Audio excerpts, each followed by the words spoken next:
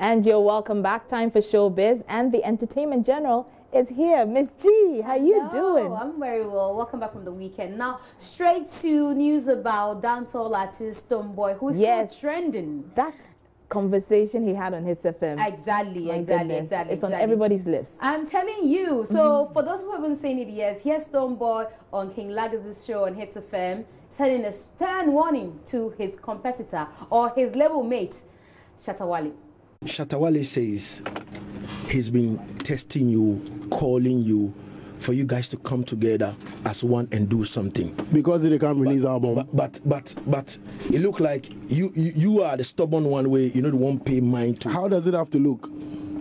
How does it have to look? How will it look if it will be me with the stubborn one? How does Shatta make everybody look? Well, I don't know. So how else do I have to look? You go around and diss my mother and say I killed my mother, and I see some fans tweeting it and say and some foolishness and I about I killed my mother. You go and say I killed my mother, and you go behind me and say, yo, killer, rare, to Tata about me killed my mother. No, he is down. I'm waiting for one person to come and stand in front of me, including himself, to tell me that I killed my mother. And it will be beautiful in this Ghana. You understand? So tell him to I'm not playing where you're playing at I know. When I talk about my mother, if he was in the same Jamaica, he'd be dead by now. True or false? True. If he was in Jamaica, thinks he's a G, thinks he's a Jamaican.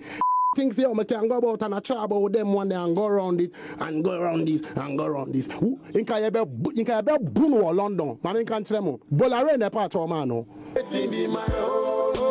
I'm not in this alone.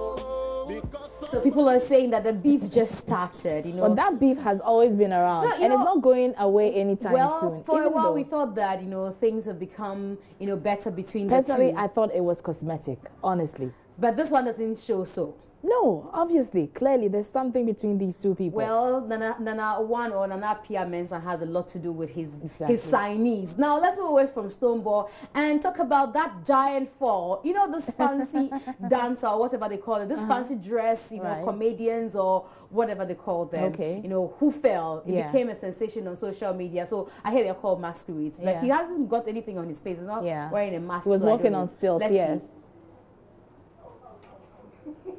Ooh. That was a heavy fall. Very heavy fall. Yes. So my colleague or our colleague in the central region, Kojenyaku, decided to have a conversation with him because not knowing that that fall had, you know, a huge repercussion on him. Oh, it did? He's not in a good situation at all. Oh. Daddy, I don't know the reason why, because I came to, you know, entertain the people. And I don't know whether if someone have a bad mind on me, which is when I'm performing, I don't know. And it's mistakes comes at any time. If you are doing something, maybe I don't know. But once I'm performing, I just go down on my knees. I'm supposed to stand, but one of a guy threw one of my leg, I will use it to stand. That's why. So the time I'm coming, I know how to save myself, but I saved myself although, but it came to touch my legs because I was also feel pain on my knees. So now I'm really suffering for my knees. I do it almost 16 years now. The time I'm coming to fall, I'm supposed to do a lot of more things. I have to save myself, but I couldn't. That's why. All right, that is really sad, you know. Really, really sad, you know, trying to provide entertainment to people. And then, you know, you end up like this. So the people he was trying to entertain, didn't try to even save him. Everybody was running away, you know. That's really sad. And sometimes you have to think about yourself. The people you're trying to entertain. Exactly. They were running from you. No, but they should understand that some of these things will come up. Yeah, but he said for 16 years he's been doing this. I wonder if he's not falling, in the past 16 years since maybe he started. not such a heavy fall like this. Anyway, so 4 Ghanaians get to represent us in Nigeria. They're going for a year training, and this is by the courtesy of MultiChoice. So they're script writers, DOPs, as directors of photography, and people who make movies. They're joining their mates across West Africa, and they'll be camped in Nigeria for a year. They are coming back to do great movies. Here are the expectations.